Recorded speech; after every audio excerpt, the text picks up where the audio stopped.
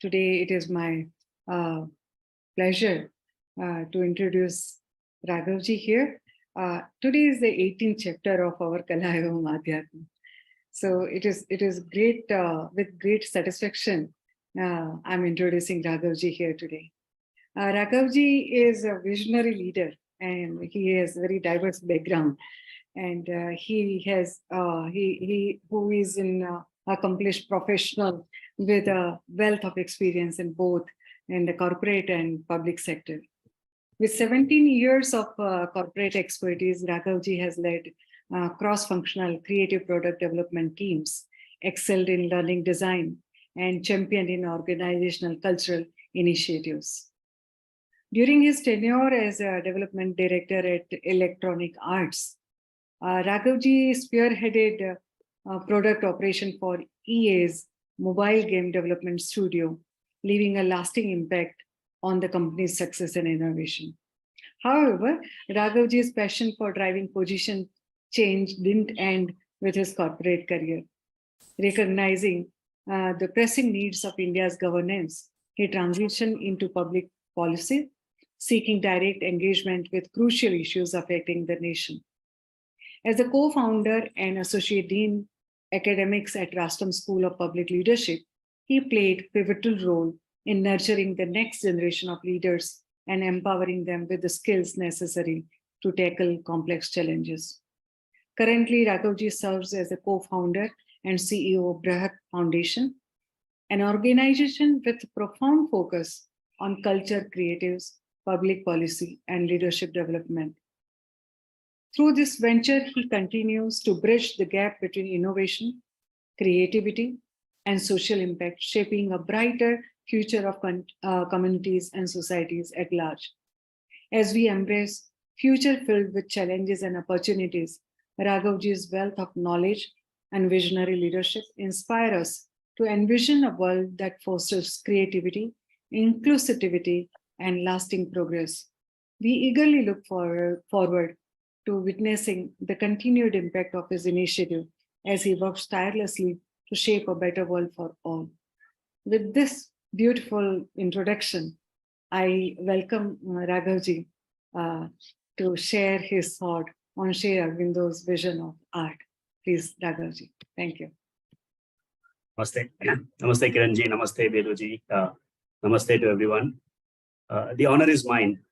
I think introductions are always flattering, but I do not consider myself worthy neither of the Fulsome Prize nor to actually speak from a position of knowledge or authority on Sri Aurobindo's life and vision.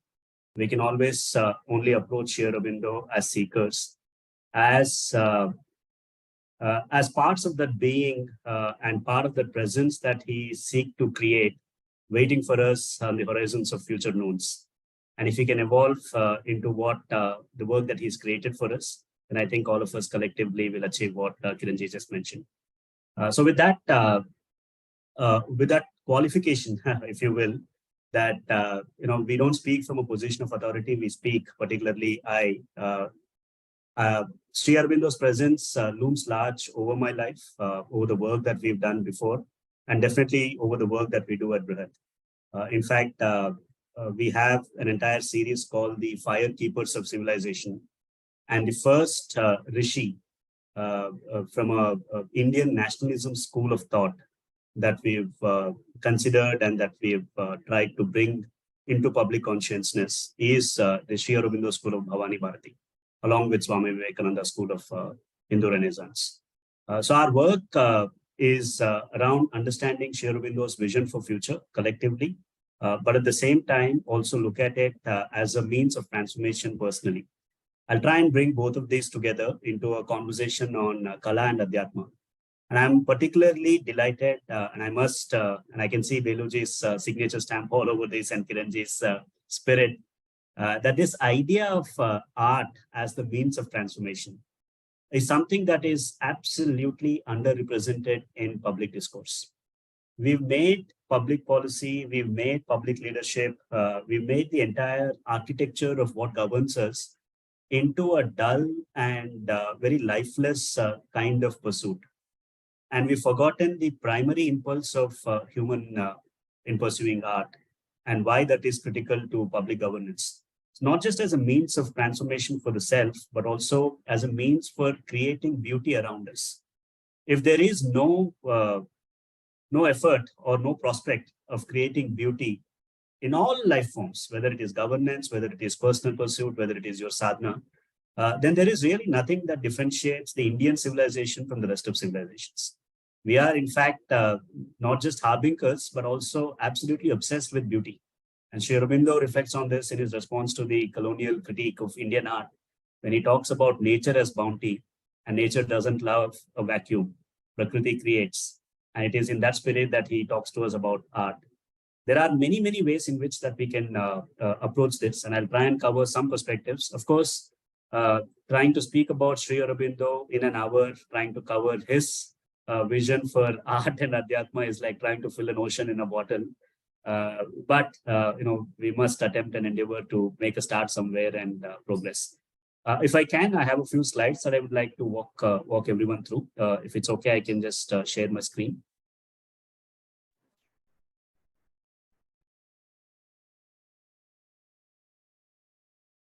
Is everyone able to see this? Sure. So I aim to finish this in about 40 minutes, and then maybe if there are any reflections or thoughts, we can discuss that for 10 minutes, and that should take us to 8 p.m. My work at Bṛhat Educational Trust is in three areas: the Dharma Drishti, the action for Dharma, and the direction, which is the policy work. All of this is embedded into the paradigm that we call the Indian knowledge systems, and how education in Bharat should now be influenced, inspired, and informed by the Indian knowledge systems.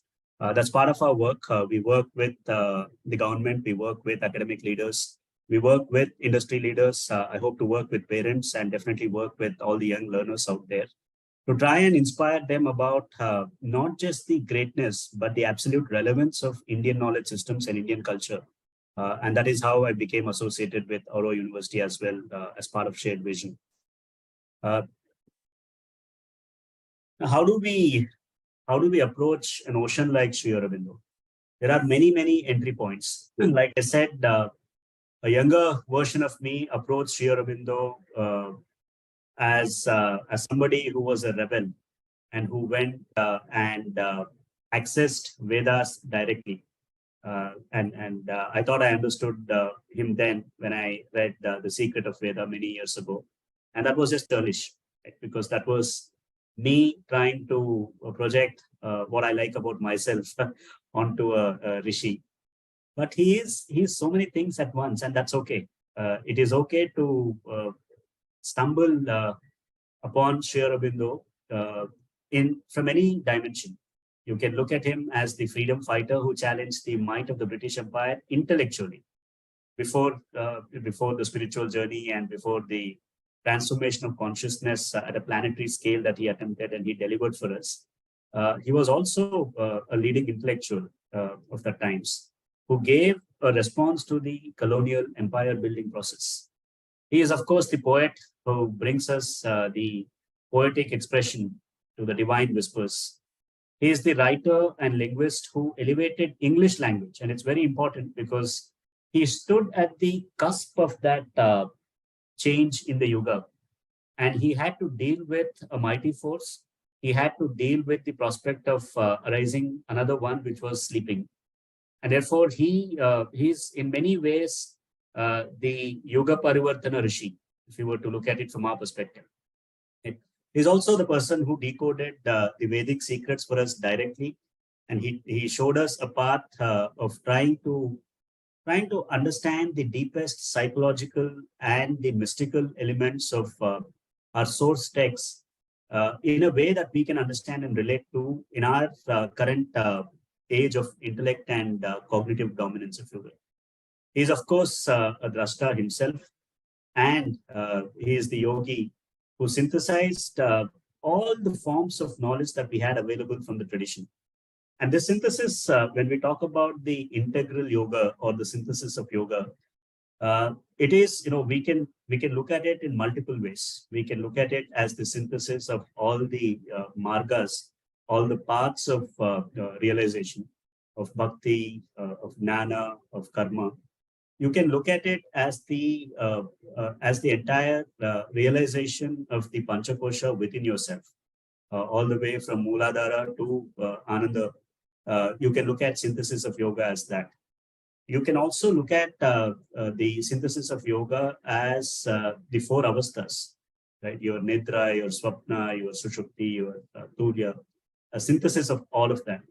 So to understand Sri Aurobindo, I think the first requirement, even before we get into his thoughts about Kala and Adhyatma, is to realize that this is an ocean that you can sit on the banks of and drink a sip, but there is no restriction on the entry point. Regardless of what our entry point is and our current level of consciousness is, we can and should approach Sri Aurobindo, and he will take us to the other side. And that is how I look at Sri Aurobindo now, a bit more sober, not as radically involved with myself as I was all those years ago. Essentially, he was a visionary spiritual master ahead of time. Sri Aurobindo is not in the past for me, and I'm sure that's something that most of us here resonate with. Sri Aurobindo is waiting for us in the future. He is waiting for us to evolve. He is asking us to rise up, and he's just not giving us the polemic. He's created the consciousness for the planet to receive the divine. And that is the process that he talks about as evolution. And he is calling the idea of Chaitya Purusha within us to come and take the mantle that he's created for us. So he's a guru who is enlightening millions. And I think we are only beginning to see the dawn that will take us to the noon of the future that Sri Aurobindo spoke about. So that is the Vibhuti. But before we get into specifics of what Sri Aurobindo had to say on poetry, on prose, on art and nationalism, maybe we can look at one or two signifiers. Sri Aurobindo always, for me personally, I've had this experience so many times that but I've still not stopped experiencing wonder. Every time I am jostling with a question or a thought or an idea or a conflict in my own mind, almost magically, it appears to me that there is a Sri Aurobindo quote which has already addressed that. It has happened to me so many times that I take it as granted today. So when we think about art and spirituality, we can think about some statements from Sri Aurobindo to get us started. So he talks about music, painting, poetry, and many other creative artistic activities which are of the mind and vital can only be a part of spiritual development or of the work of a spiritual purpose. So he's fixing the goal of this pursuit. It is not indulgence. It is not mere self-expression. It is a part of transcendence. So that is the sadhana.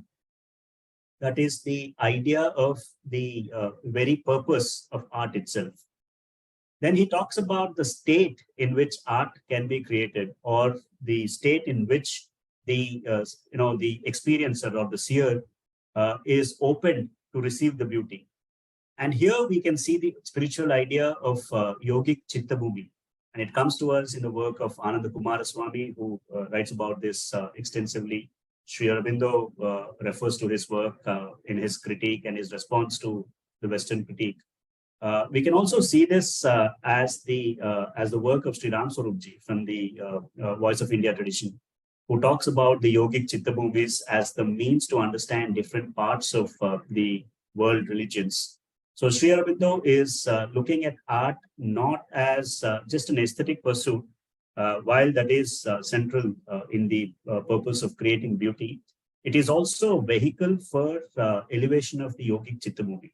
So it is, when he says all life is yoga, art, of course, is both a primary means and an essential part of that. He talks about the literary man, and I think this is critical because the education philosophy in India and the cultural thrust that we have today is excessively intellectual, and it values the shibboleths of intellect more than the true calling of a soul. And here he is responding directly to that when he talks about literary pursuits. He is in a way characterizing and explaining the difference between the idea of philosophy versus idea of darshana. In the Indian philosophical tradition, and it comes to us most beautifully and most evocatively in Sri Aurobindo's works, knowledge cannot be asymptomatic. It cannot be divorced from behavior. Knowledge is behavioral. So if you're a literary man, it is not a pursuit of the books. It is not a pursuit of what you think is knowledge. It is valuable in the Indian philosophy, in the Indian culture, in the Indian society, only if it has a spiritual aim and a spiritual expression. Only if you use all of that knowledge in the purpose of a larger prospect, that you see the society responding to you, that you see beauty coming out of you that endures. And he talks about harmonizing, and he talks about harmony as the ultimate virtue in his writings. The use of your writing is to keep you in touch with that inner source of inspiration and intuition, so as to wear thin the crude external crust in the consciousness and encourage the growth of the inner being. So this idea of Chaitya Purusha, the all-pervading potentiality that is inside of us, and how art, yoga, everything else is a means to get to that, is a central idea that we get from Sri Aurobindo, whether he's writing about art or nationalism or the mystical expositions on Vedas or the synthesis of yoga. Specifically onto a few elements of art and how he explains the true purpose of any kind of art. In this case, I'm only using a few forms of literary ideas. But the purpose of art overall has already been fixated for us by Sri Aurobindo. And when he talks about poetry, says poetry, or at any rate, truly poetic poetry, comes always from some subtle plane through the creative vital and uses the outer mind and the external instruments for transmission only. And I think we should reflect on this to understand the link between art and Adhyatma, between Kala and Adhyatma. We're talking about the receptacle being refined. It talks about the human instrument as the receptacle to actually get the flow and be an articulator for that. And this is consistent with the Indian tradition or the Indian philosophy of communication or the Indian philosophy of grammar, coming all the way from Bhartrhari to Abhinavagupta to Sri Aurobindo. There is, and I think it's useful to contrast this with the Western theory of communication just to understand. In the Western tradition of communication, particularly in the last 100, 150 years, you would see two distinct schools or two distinct views on communication, but they converge on the purpose. One view is that it is a process school of communication, that there is a certain process to communication, and that process is used as a means to manipulate. And we must understand the psyche that this kind of goal fixation comes from, because all these theories were developed during and immediately after the world wars, particularly the Second World War, where communication or the vak or the idea of word itself became a means or a tool for war. So this, this current cultural trend that we see of narrative wars, the kind of social media discourse that we experience every day, has its origins in the way communication has been conceived, during and after the Second World War. The second idea coming to us from the Western tradition of communication, apart from the process idea, is the semiotic school of communication. That comes to us from the Marxist view, where they look at the relational aspects of communication, trying to seek and find and use whatever they find through that goal setting as a means for establishing oppression. So communication becomes a means to locate who is oppressing whom. So both these schools, regardless of whether they're coming from one side of the Iron Curtain or the other, you notice that there is a convergence in the goal, which is to manipulate the receiver. But the Indian school of communication, before we talk about poetry, before we talk about Adhyatma, the philosophical school of communication talks about 4 layers through which we utter our words.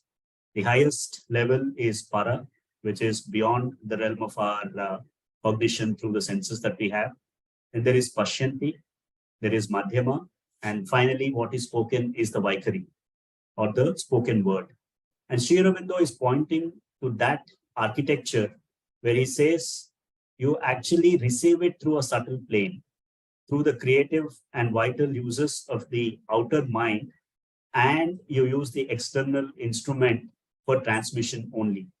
So there is a profound philosophical tradition and a theory of communication that Sri Aurobindo is pointing us to. It's not just, of course, the force of Sri Aurobindo's great vision and great intellect, but this is a quintessential and characteristic Indian tradition. And I think that's something that we should recognize. And he talks about this when he refers and alludes to the three elements in the production of poetry. He says that there is the original source of inspiration. Think of it as the para, when in an elevated state of consciousness, you download. And I'm sure all of us have had this experience ourselves. There are those moments of inspiration where everything, an idea, the way the idea has to be executed, the way the idea has to be marketed, the person who should be doing it, everything seems to be downloading to us in an instant. There is nothing left out. All of the details are available to us. That is the kind of receptacle that Sri Aurobindo is asking us to become. But he does say himself that it's very rare. And that was his life's work, to actually prepare us to become capable of receiving that, while also working at the level of descending or bringing down the highest level of consciousness in a way that is accessible to us. Then there is the vital force of creative beauty. And here there is an agency, there is a human agency that you can actually refine. And that is the spiritual refinement, that is the link between Kala and Adhyatma. One level is rising up your Chittabhumi to a state where it becomes just a pure receptacle. The other dimension is where you harness your creative and vital potential to make sure that what you receive is not distorted because your instrument is inadequate. So it's simultaneously asking us to prepare both at the mystical realm, but also at the realm of your mind, body, energy context. There is also, of course, the art of transmitting what we receive. And there he gives more agency to us while also giving us the responsibility that it is here that most ideas can and do get contorted. Even if what you receive is pristine, if you haven't worked on the sadhana, if that hasn't gone through the idea of swadhyaya, of a state of nididhyasana, if you were to look at the Vedantic method of pedagogy, if that does not happen, then the expression does not match. Because, and he writes about this, he says, the idea when it descends chooses its language. It already is encoded in that. So it does not matter what your language is. It's not so much the language. It is just the flow of the transmission and whether that is flowing through you in all its purity. And this is what he says is the highest poetry. When he talks about art as spirituality, says there is the transcendent and immanent force, and we become the vehicles for that. Our human body is the instrument through which it is expressed, and evolving ourselves to a level where we can actually become that receptacle and let it flow through us is the yoga. So that is very clear. And he talks about poetry and he gives us very specific and characteristically sharp definitions of what poetry is. Says poetry results from the natural and predestined blending of great matter with great verse or beautiful case with beautiful verse. Beauty and aesthetic pursuit, which is what art is really about, is always a central theme in his works. And that we get from everything that we see in Mother's work, in Sri Aurobindo's philosophy. The true poetry goes beyond a striking phrase or a musical sound. It is harmony of word, thought, and emotion. Manasa, vacha, karmana. And this is, once again, he is telling us the core central idea of the Vedic yajna. And Vedic yajna, from which spawns the idea of Bharatanatyam or any other dance form, which is also an expression of Trikarana Shuddhi, Manasa, Vacha, Karmana, where the thought, word, and deed are in perfect alignment.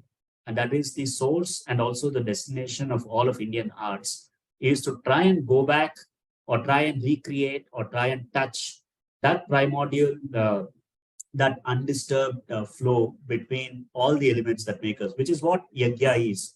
There is the reception or the rishis, the drastas who are able to tap into the words and sounds that the universe is made up of. Then there is the actual invocation of that, and then there is the act of the key that is being offered. So the thought, word, and deed are in perfect alignment.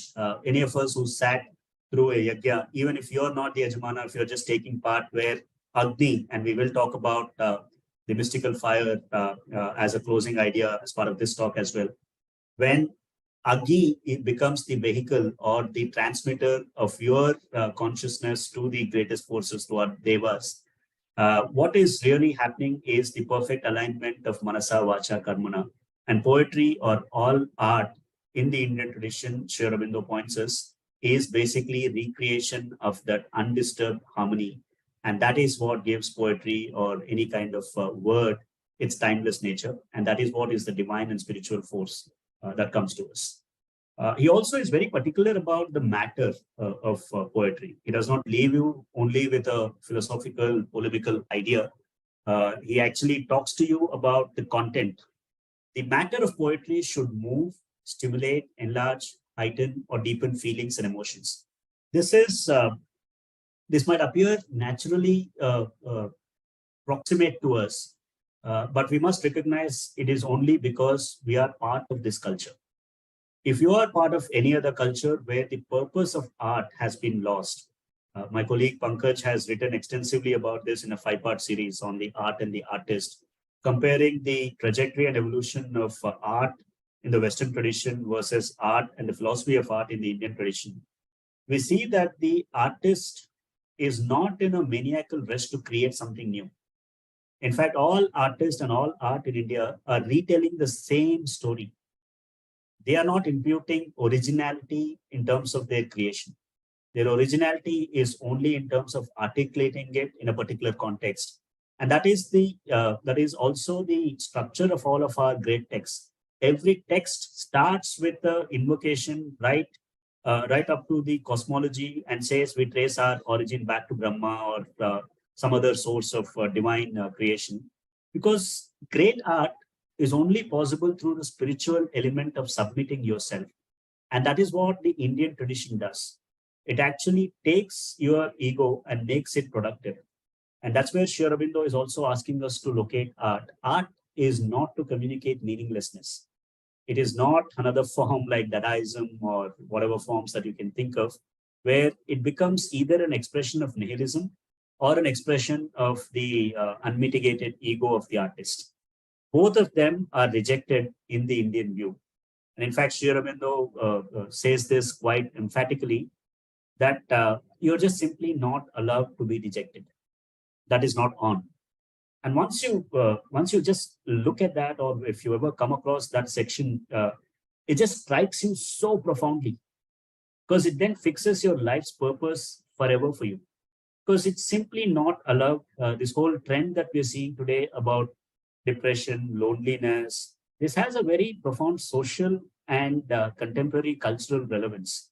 If your culture is goal setting you towards nihilism, or if your culture is telling you that there is no meaning, at least our philosophy has not found a meaning for existence, then by extension and by design, you will relapse into some kind of obsession with yourself.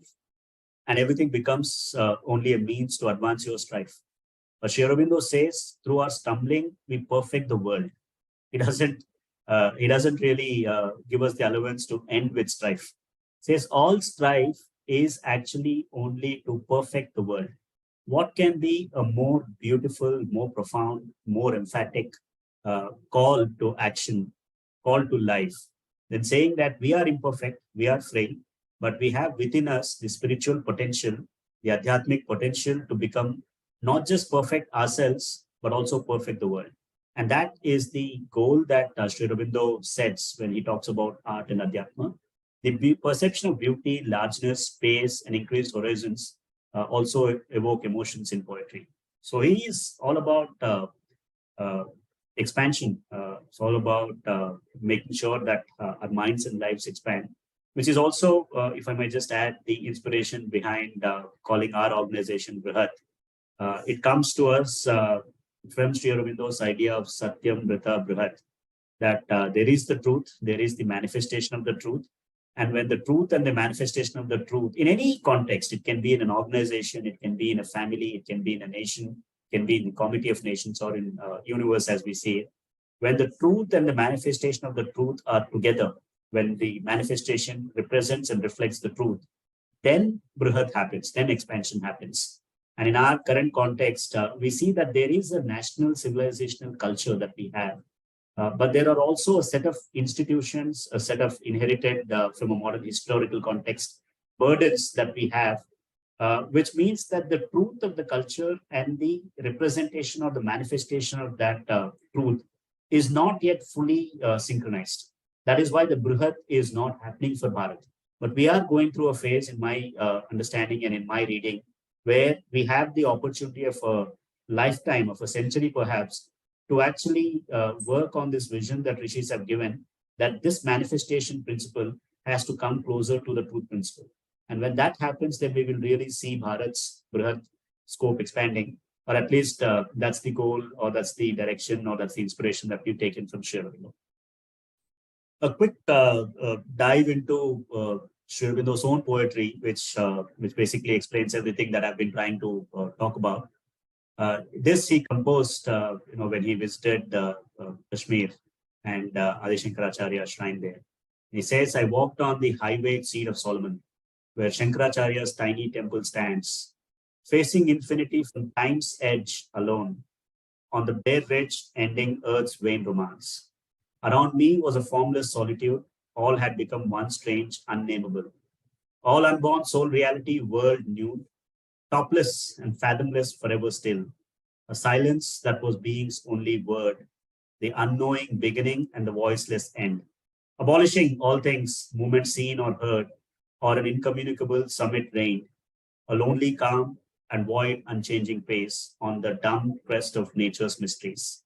This is the mystical poetry invoking the philosophy of Advaita, which was a spontaneous outpouring when he visited and when he saw what he saw standing on that cliff.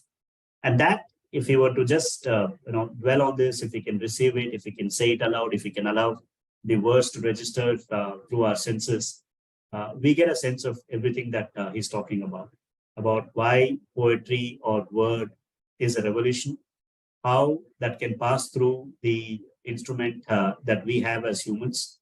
And if we allow ourselves to become that perfect receptacle, and if we yearn and strive and endeavor towards that, how we can actually transmit it without any loss in the process of the transmission, where the para also becomes your vital, where the process and semiotic schools of communication which aim to manipulate the listener is not the pursuit, but the communication of the truth, the sadharanikarana of the truth, using poetry, using prose, becomes the very purpose of art. He also gives us to us, and this is personally for me, one of the reasons I absolutely revere Sri Aurobindo, apart from, of course, all the greatness, is that at the time that we are going through today, personally in my reading and for the work that we do at Bṛhat, the civilizational umbrella is extremely critical to understand. Yes, you have the spiritual principle that always is the highest. Yes, you have the artistic principle that is always the carrier of beauty. But we must also acknowledge and recognize that it is only under the umbrella of a civilization and the culture that makes up that civilization that a certain kind of spiritual pursuit, a certain kind of artistic pursuit is possible. And Sri Aurobindo, while he was the mystical force, he was the yogi of yogis, he was the creator of destiny for us in many ways, but he never ignored the times that he was in and the element of kshatra required to protect. In fact, his whole work is about that, about Bharat as Shakti. And here he invokes the might of Marathas, the work of Shivaji, Chhatrapati Shivaji Maharaj. The hero backward, silently with set and quiet faces, grim drew fighting back, the strong Marathas to their hills only. Their rare, sometimes with shouted slogan, leaped at the pursuer's throat, or on sunrise, a covered vantage stayed the Mughal flood. A movement ever foremost where men fought was Baji Prabhu seen, like a wild wave of onset or a cliff against the surge. He is invoking that fundamental kshatriya in us using the art of poetry. That is also a dimension of spirituality. That is also something that all of us should take cognizance of. And when we, especially when we look to be communicators of Sri Aurobindo's philosophy, it is also the element of Bhavani Bharati that comes to us from Sri Aurobindo's work. And that is the reflection that we see in this poem. Okay. So if you were to sum up his thoughts on the poetic expression of art and the link with spirituality, says that he himself gives us that definition. The substance, rhythm, form, words come down all together, ready formed from the plane of poetic creation. That is the perfect type of inspiration. It may give its own spontaneous gift, or it may give something which corresponds to the idea or the aspiration of the poet. It's very, very important to recognize this. It is the idea that is flowing through. If you allow it to flow through, then there is the beauty of full force. But in either case, the human being is only a channel or a receptacle. Although he feels the joy of the creation and the joy of avesha or enthusiasm, or the idea of enthusiasm of creation, elation of the inrush and the passage. All of these are great as artists, as creators, as as an ecosystem of creative institutions. That fundamental element of creation is Purushartha. The civilization and the knowledge system already gives us that. But the Purushartha fixes a certain hierarchy. There is a reason why Dharma precedes Artha and Kama, and why Moksha is the North Star.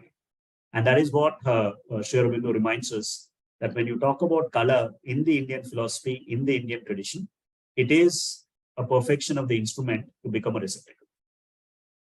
He also has similar thoughts on prose. We don't have the time or the opportunity to go deep into it today. But it's the same vision that comes to us when he talks about the prose and why, or what constitutes a good prose. And he says the prose is judged by its ability to please, stimulate, and instruct the intellect. Great thoughts, beautiful descriptions, and noble narratives in prose can have a powerful impact on the soul. A direct link between the word of a creative pursuit and the adhyatmic or the spiritual dimension that it is supposed to evoke. Prose can create similar effects to poetry regarding emotions, but it doesn't have the same intrinsic connection to divine and spiritual aspects. So there is a certain potentiality for prose, but as the creator of Savitri, he's already given us a hierarchy. And prose can create similar effects as poetry, but it might not have the same element of divine rush. And we see this.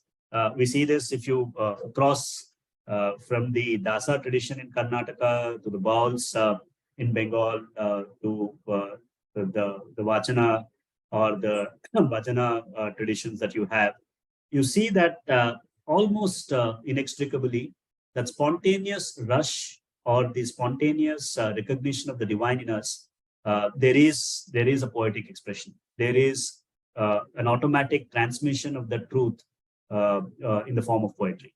And then, of course, you can also use your intellect to cognize it and write about it. But while it can give and serve that purpose, he does give us a hierarchy. Also, on literature and national art, there is a national character to art. Sri Aurobindo's entire work, if you look at Foundations of Indian Culture, was to defend and locate and position Indian culture and Indian art and respond to the kind of, quite frankly, degenerate commentary that was coming in from the West. Right? And so he takes us back to the actual source of our civilization.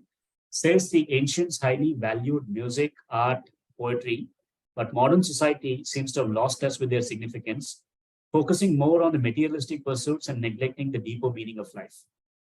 It says self-preservation through the equitable distribution of basic necessities like food, shelter, and clothing was efficiently achieved in ancient communistic societies, and without a similar system, a majority may become subservient to a privileged few. So he's bringing out the social consciousness, and this is very critical. I'll take a small detour here. Try and because I come into the discourse trying to look at the influence of culture as a macro and as a conduit for the civilizational wisdom, and how culture shapes everything that we do and everything that we don't do. There is today in the Indian discourse, obviously there is a renewed political consciousness. Hopefully that political consciousness leads to cultural consciousness. That's the area that we work in as our team at Bṛhat. And then that cultural consciousness should also lead us to the divine and spiritual recognitions. But there is a problem in the discourse where, because of the political institutions that we've given ourselves, and because of the structural element of colonial education still informing the national consciousness, we seem to invert the hierarchy between the social and the sacred. We seem to think that by pursuing the social agenda, we can recreate the sacred. And when we do that excessively, art and the possibility of reaching the divine through culture and art becomes to wane. Because the realm of social, as critical as it is actually in the Indian tradition. If you look at the Indian philosophy, we try and recreate as culture the patterns that we see in nature.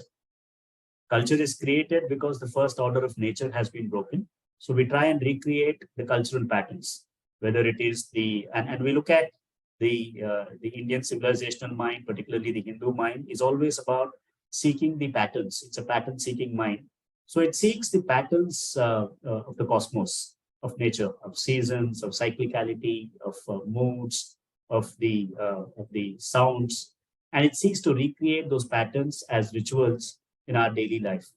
And because of a certain kind of education, we've come down to disparage rituals. But every single thing in the universe is a ritual.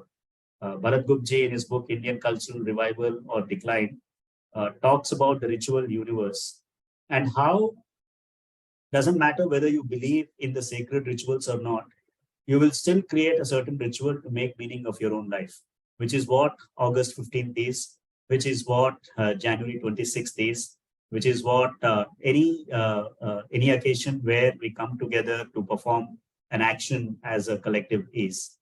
But the sustainable part of that, the real powerful part of it, the Shakti in it, is when the ritual is aligned with the sacred. When you try and invert the sequence, where you think that the social predominates or precedes the sacred, then basically from a yogic perspective, it's an investment into your aham, into your raga dvesha. You're not actually processing it through the higher realms for chitta shuddhi. That is where we must also look at culture and the social institutions and the discourse that is there. When you think about art and adhyatma, you cannot decouple that from culture and the kind of public governance and public narratives that are out there. So the current age's emphasis on material progress risks overshadowing the importance of cultural and artistic elements that contribute to human evolution and fulfillment. I'd really like us to reflect on this, because the spiritual pursuits, the personal pursuits, are in some ways, while of course sadhana is the most difficult thing, intellectual exposition is a part of that labor, and there is no substitute for that personal sadhana. But unless we are also able to look at it from the perch of culture and understand how culture sets the norms, directs behaviors, creates social interactions, which then have a feedback loop to what is valued and then what becomes education, we will not realize Sri Aurobindo's vision of moving or making a cognitive shift from the emphasis on material progress or some kind of social discourse to the actual cultural and artistic dimensions that we need to absolutely have for human fulfillment. That is true. Every single Indian home has a piece of art. Does not matter what the material progress is. You go to even a small hut, you would see something beautiful, some space that they've sacralized. The entire civilizational mind, particularly in the core corpus of Hindu literature, is to actually sacralize the mundane. We enter into a relationship with the sacred and then organize things around it. The social comes out of it. The interdependency between people, between communities comes out of that. We create an institution like temple at the center, and everything comes to that. So this is something that we should interpret, and we should take from Sri Aurobindo's thoughts on art and adhyatma, that the fulfillment of that is not just a personal pursuit. It is a cultural collective pursuit, and that is critical for those of us who are in this dimension, to articulate, to talk about it, to be a voice of conscience when the society tries to invert the social and the sacred. On literature and national art, again, beautifully, he gives us the vision of yoga, that we use art and literature to reach a higher level. And once you reach that, that must set the culture to make sure that you don't once again come back, and we don't fall below. And this is, again, a profound understanding of human nature. Sri Aurobindo has done everything. He's given us Life Divine. He's given us synthesis of yoga. He's given us Gita's commentary. He's given us the poetic imagination in Savitri. He's given us every single tool or every single element that we need to actually make sure that we don't fall. But we are afraid. In our own experience, it must be true. At least in my personal experience, it is true that you might reach that momentary recognition or that element of nobility, but it's very, very hard to preserve that. And that is where Sri Aurobindo cautions us that once you reach there, it is your duty to strive to hold that up. And that means you need to have a cultivated spirit and to make sure that art and the pursuit of art is not just about aesthetic. Aesthetic is the entry point to make sure that the joy creates the psychological and the motivational force. The intellectual understanding is educative to make sure that you're able to cognize and bring it into behavior. But the third and highest dimension of this is spiritual. So use of poetry, prose, or whatever piece of art in Sri Aurobindo's vision is the idea of Chitta Shuddhi. And he further talks about Ananda, that the world itself emerges from Ananda, and its laya, the entire play, happens in Ananda. One way to look at the triple manifestation of Ananda is love, joy, and beauty. Climbing on this unalloyed bliss, mankind should climb the road to God. So that Satchidananda is the highway, and he is urging mankind to take that highway to that unalloyed bliss that he talks about. And I'll end with a couple of things. And I'm very nervous to even touch this because I have no way of understanding yet in my own level of Chitta Shuddhi the genius and the mystical magnificence of Savitri. But we can always set an aspiration for ourselves. Of course, it's a story. He is alluding to the story of Princess Savitri, the daughter of King Ashwapati, a prince who marries a prince named Satyava, is prophesied to die early, and just the sheer spiritual force that Savitri was made even Yama change the nature's law, right? And there was a debate on that. So what is the allegory? What is the metaphor? He is in a dialogue and communion with the divine. And Sri Aurobindo is shaping the force or the trajectory or the direction of the divine. He is negotiating with the divine. He is asking for the divine to become a bit more accessible, at the same time preparing the consciousness at a planetary level for us to receive it. So Sri Aurobindo, like I said, he is not just at the cusp of different civilizations talking to each other and therefore guiding it at a much bigger level. And that is why Sri Aurobindo is always about future. He is standing and he is always positioned at the cusp of the transmission from the lower to the higher, from the human to the divine. And he is trying to negotiate on both sides to make this meet. And that is his life's work. And that is how we should approach or understand Savitri. And it is the epic of our unfulfilled potentialities. It is the exploration of the deepest issues, cosmic existence and beyond. It is also the greatest philosophical poem of world literature, in my view. Although so much of Savitri deals with inner experience and other planes of existence, the message is vital, the message is visceral, the message is urgent, and it's immediate. It is a phenomenal psycho-spiritual work for our own evolution. Here, Sri Aurobindo Savitri triumphs because of the spiritual force that is incarnate in her over everything that represses even death. And Savitri became a metaphor, the poem became a metaphor for the civilization of Bharata, which can never die, which always has to be about the future, which always has to become the world mother. And the world mother can never take rest. Right? That is the idea in which we look at Savitri. And before that is the idea of course, the spiritual force that is inherent in us. But how do we conduct this idea? Sri Aurobindo once again gives us the clue, he gives us the master key, and he talks about the mystical force in his great work, Hymns to Mystic Fire. Agni first, but without him, the sacrificial flame cannot burn on the altar of the soul.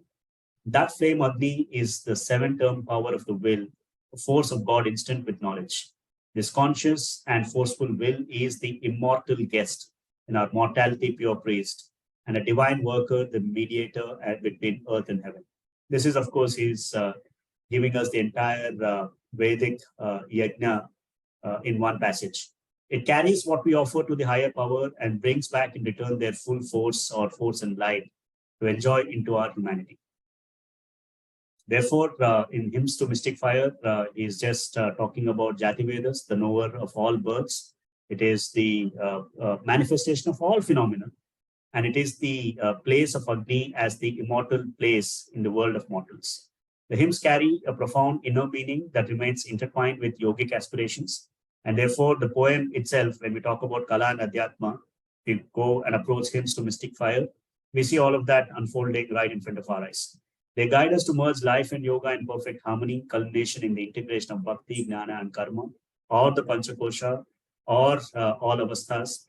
Approach it from wherever your preferred vantage point is. But Sri Aurobindo, like I said, will take you to the other side. And in conclusion, I can just say Sri Aurobindo's view suggests poetry, art, and any form of art reflects divine and spiritual elements when they express emotions and sensations harmoniously. What is this harmony? It is the harmony between the para and the vaikari. The genuine blending of matter and verse in poetry or matter and presentation in art reveals a deeper connection to the spiritual realm. There is no art, there is no kala without adhyatma in the Bharatiya Drishti. And Sri Aurobindo makes no subtle signaling at this. He is very, very forceful, very clear. The divine aspect of art and poetry lies in the natural and destined unity of expression that goes beyond mere skill and aesthetics. Beauty and aesthetic is a means for us to sublimate and transcend and become one with that spiritual force. So lastly, life is made up of 8 rasas, and of course there is the 9th rasa, karuna. The movement of heart and its enjoyment and in its own and of that others may either be directed downwards, as is the case with the animals and animal men, to the mere satisfaction of 10 sense organs and the vital desires which make instruments of the senses in the average sensual man, or they make work for the satisfaction of the heart itself in a predominantly emotional enjoyment of life, or they may be directed through the medium of the intellect, rational, intuitional, to attainment of delight, through the seizing of the source of all delight, the spirit, which is the Satyam, Sundaram, Anandam, which is beyond and around the source and basis of all this worldwide activity, evolution, and progress. That is the message of Kala and Adhyatma together that Sri Aurobindo gives us. I want to thank Kiranji, the entire team at Oro University and every other institution which is directing this work of bringing this vision back into public discourse. I know I am a ill-equipped small medium to transmit this magnificent message, but my support and my satisfaction of what I see happening here through this effort is unbounded. Thank you. Namaste. Thank you. Thank you so much, Raghavji. I think every time, whenever I listen to you, I feel like there is so much, left behind to read and study and do some research. It is so deep perspective you bring, as well as it doesn't only, deepen the thought process, but it opens up, it widens up. That is so beautiful way you always bring. Particularly, I really loved because I feel connected when you give example of real life situation. It is not easy to understand Sri Aurobindo's perspective only, through words. Actually, you have to really dive deep into it to understand. But when you talked about the sacred ritual places, it starts from where you talked about collective community, collective consciousness in a way. It touched my heart because that is what we are actually. Uh, I can connect it with very well because from the birth of us and our family, particularly the way we are born and brought up, every part somewhere or other way we are doing that. And actually you brought that awareness and it lightened up that perspective very well. That is so beautiful. I think this kind of talk not only helps me as a kind of seeker, but student would certainly love to listen to this kind of talk, because almost we are kind of untouched, that we are almost not able to touch these aspects. So I'm really greatly thankful to you that you accepted the invitation and came over here. And I think I would really love to read your article rather than just listen to the talk, because it is each kind of if I put it as an article, each paragraph is intense, Raghavji. Beautiful. I'm really thankful. Thank you so much. That's your grace. Thank you so much. And I would love to, any opportunity to bring this to students. And I use, like I said, culture as the vehicle. We have to explain the world that students live in. And we have to help them understand that what is animating them today. We have to give them the moral agency. They are animated because they have a moral imagination. But unfortunately, because of the culture and the system that we have, they do not have access to the means to harness that moral imagination towards a productive purpose. And therefore, that gets hijacked into performative, feel-good, trivial things. And that is why we should be on the forefront talking to students that you have a moral inheritance. You have a very empathetic inheritance. You have ancestors who were really, really empathetic. They created this beauty for you. Right? That sense of gratitude, I think, is the purpose of education that we should have. Beautiful. Yes. Beluji, please. Yeah, no, I was just so immersed in everything. And I think, like one word that came to me, Raghavji, like soul brother, like today you were really channeling these things, thoughts that were there at the top of my head, because like I said to you in the beginning, we are having this this institution called SAKAR, Sri Aurobindo Center for Advanced Research, is hosting a 3-day festival, like a celebration Sri Aurobindo. And today the focus was, the panel that I was moderating was on Indian culture. And the title was Indian Culture, Its March to a Greater Dawn. Wonderful. And I started I off was not aware of that, but it's so... yeah, so I started off with this whole thing of like, what's the greater dawn that Sri Aurobindo has brought in, and connecting it to his writings in Foundations of Indian Culture, where he actually uses this phrase, a greater dawn, in a very, uplifting, elevating sort of way, that, the night is there, but there is greater dawn coming, wait. And then, of course, the supermind comes, the greater dawn. That's how I connected the story. But in a way to show, how are we marching towards the greater dawn? Taking the greater dawn to a noon of the future. We had in the panel Anuradha Chaudhary talking of Indian knowledge systems. What's the work going on with Indian knowledge systems? So it was exactly what you were describing. And I was thinking, oh my God, just today, I was so absorbed in that. Anuradha is a dear friend, of course. So I'm not surprised.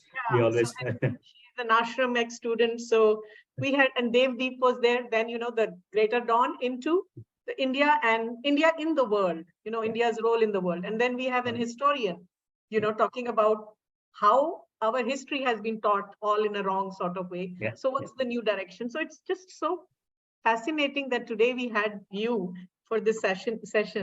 So I was just kind of really amazed at how Mother makes it happen.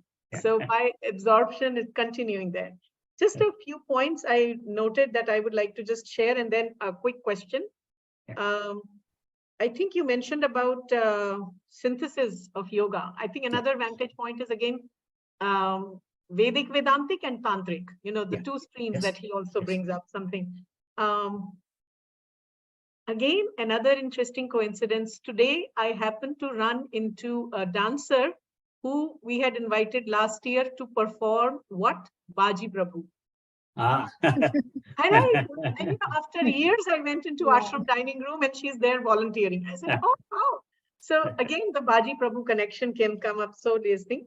But my question is about the one point you mentioned. Maybe it was like a point in passing, but it seemed very intriguing to me. The social media discourse, again, there is a lot of performance there, just the narrative wars, a lot of ego, my people, my country, my civilization. How does it find that its origin in that process school of theory of communication after World War II? If you have a minute or so in which you can elaborate, or I know we are a little beyond, but it's No, still that's okay. intriguing to me. Think of it as the collective psyche. Once institutions adopt a certain stance, in this case, the state institutions, the state media, and also, therefore, by extension, education. And so that becomes curriculum, that becomes the way knowledge is perceived. Right after World War II, this entire process school of communication was set up or conceived as, how do you manipulate the listener? What should be so it was very political in nature. Communication and the whole art of communication was sort of subsumed towards and exclusively for political purposes. So you have media, you have the evolution of the technology around media, all of that coming from that school of education, that it is a media narrative. It is a certain manipulation of the conscience of the public that you should aim for, and there is a moral logic to it because they've given themselves the role of civilizing the world.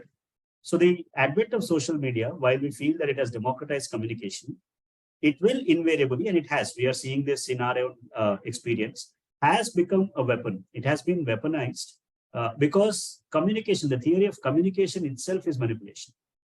So if we were to, for example, if we were to design a social media organization, what is the philosophy that we would have? Our design will be informed by the idea of whether something is increasing your raga dvesha, or if it is actually helping that go into manas buddhi and chitta, right?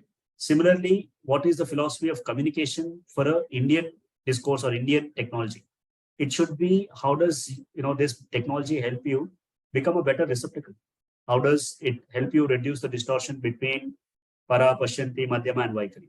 That is not there. So what I mean by social media and how the process school has distorted and created this war is that once knowledge is established and discipline evolves around it, educational departments come up, curriculum comes up, and that becomes the means of transmitting from one generation to another. The collective psyche itself and the way it creates technology, the way it looks at different instruments is already assembled and directed towards that kind of organization. But it's interesting you mentioned that if an organization like Bṛhat or any organization that is rooted in Indian view of communication, Indian theory of communication, and the four layers from para to vaikari would look at it differently. But again, the question would be whether an Indic rooted organization would feel the need for such kind of communication. We will have to, I think awareness is the first point of action. We will have to first analyze this. And that is why the knowledge system discourse is so important, Beluji. Because unless you know that there is something called a para to vaikari, unless you know that there is a philosophical school of communication, if you go to a media school today, you will study process and semiotics school, right? If you go to a media organization, you will use this as a prime time, rate generating assembly line production, right? So for how do you have an alternate imagination if you don't have access to the knowledge system? That is why education is so critical, because that is the force multiplier. That is the generator function. So I would say the challenge, of course, is immediate and humongous, but the response to that is, reclaiming some parts of our education, connecting it to Indian knowledge systems. So for example, one action that we can take is, how does the Indian knowledge system of communication, how does Natya Shastra become the source text for media studies? Beautiful. That is a specific action item that can happen. Yeah. Very good. Very good. Very good. Raghavji, I think it leads me to the question where, when you were talking about these layers of communication, para to Vaikri, I think how to bring into the curriculum, because it is like, it becomes like philosophical only, it does not practically, people, they remain untouched. It will happen. In fact, a lot of our work is on that. In fact, I'm taking this call from Nagpur. I'm here as part of an initiative by the IKS division and Ministry of Education, which is training 1,000 faculties on introducing them to Indian knowledge systems. We now have a UGC guideline that Indian knowledge systems related curriculum should be part of it. So there is a policy. I look at it 5 levels, Kiranji. I look at it as the policy, which is the air cover. That has to be there. And we have to keep providing that feedback to the policymakers. That's why a lot of my work is focused there. Second is academic leadership. Somebody has to take the leap of faith and say, we will introduce this. It will take 2-3 years. That's okay. That's fine. Transformation will take time, but it is there. And your best students will gravitate towards it. And once they gravitate and once they become successful, that is when mimicking process happens. That is when 100 other students are inspired to mimic that success. So we need to generate role models from within the student fraternity. You also need to connect with the industry and say, you should have a bias to employ people or have job descriptions that say, we prefer people from an Indian knowledge system background. Yeah. We should talk to parents and we should tell them, please understand the importance of this for your own family's sake, not for anything else. You want a harmonious child so that whatever wealth you have created does not get spoiled, right? Yeah. And lastly, young students, we have to talk to them about the aspiration for this. We have to, like I said, they have the moral imagination. We can't give up on them. Yes. But that moral imagination cannot be so easily hijacked. Yeah. Today, what's happening is, because it is so hijacked, it is having a second order effect of polluting the Prakriti itself, which means the psyche is easier to get captured. We will have to arrest that slide. Today somebody from a design background was talking about how every ad agency knows the power of repetition. Yeah. And the idea of, if we can use that and emphasize in our classrooms the idea of Naam Japa. Yeah, and of mantra. Naam repetition can be a means to, do the Chitta Shuddhi or get into the stable, calm state of consciousness. I mean, again, so they have taken up, the marketing people have taken up, and we have forgotten. So it was very interesting. But I think, Beluji, the best part is right now, luckily I have Ashima Arora from Design School and Papri Das ji from IT School. Actually, their students, they are so much connected. Some of the students, they are working very closely with, Science of Living program, and they are designing app and everything. But when I talk to them personally at, one-to-one level, they want to understand. It is, that is why I asked this question that, how to integrate in such a way that students, they don't feel, because modern, and it is a very, very different kind of atmosphere has created that modern and traditional. Unfortunately, Indian knowledge system is traditional. But the students, when we talk to them one-to-one, they are really, they are keen to learn what we are talking about. And they are. And we can, Kiranji, that coming from a design kind of experience with games and everything, use that words to first capture their attention and then direct it towards the knowledge systems. So, I mean, the answer to how it can happen is we first need to create the people who can communicate this. It has to be through the faculty, through the teachers. Right. I think there is one more question. Let us take, and Siddharji wants to speak. Sure. Unmute yourself, Siddharji. And hi, Siddharth here. First of all, thank you so much, Raghavji. I think you contributed my sadhana in different ways as well, because I was a big fan of your EA Sports FIFA product as well. So for many years, use that. But anyway, coming to Sri Aurobindo, for example, I moved out of my MBA 5 years back.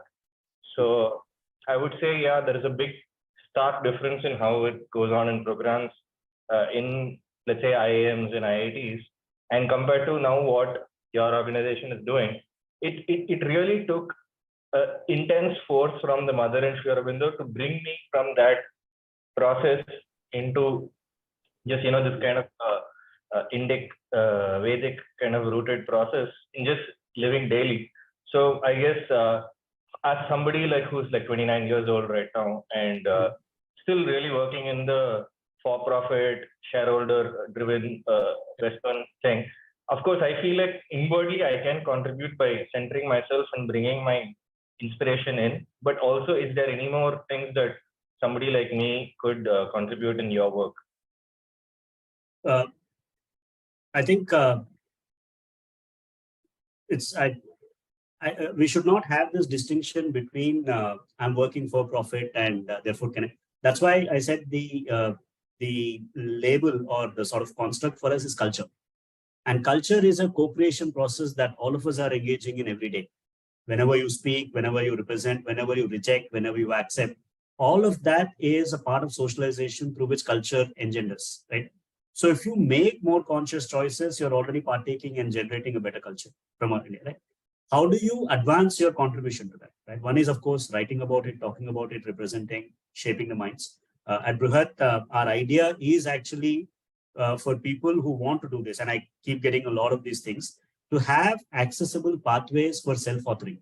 So we have an entire framework that we've created called the Swayambodh, Chaturabodh, Saundaryabodh, which is for us to firstly become settled with whatever we are doing in this, right? While we're because this process of representing an idea, not personally, but culturally, is a very tricky process. You attach your identity to it, and then you realize that, either a thinker that you really idolized or an organization that you like invariably says something or does something that you don't agree with.